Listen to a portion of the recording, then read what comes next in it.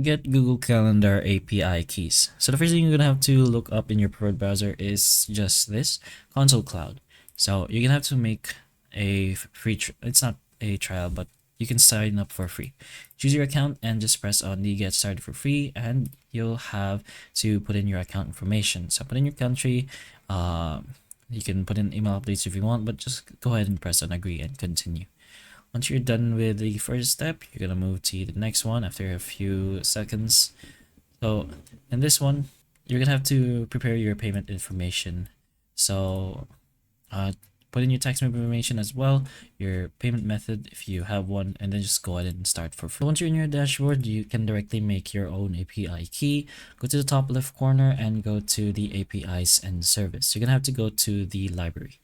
You're gonna have to search for your Google Calendar API. So search for it, Google Calendar, and then API. Press and enter, and you'll get this. So you're gonna have to click on the first option. Then just go ahead and press on enable. So once that's done, it's gonna lead you over here directly.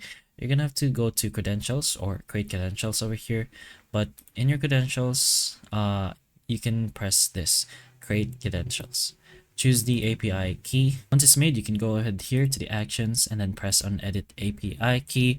You can go ahead to this section over here, to the application restrictions if you want, but you can also put in a filter for the API restrictions. So press on restrict key and then select your APIs. So since you already installed the Google Calendar, choose that one over here, toggle that and press on OK, then press on save. So it could take up to 5 minutes for the settings to take effect, but that's pretty much how you do this process.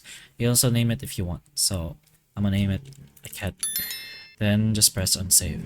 So hopefully the information of this video can help you, and if it can, please like and subscribe for more videos like this, and that's all.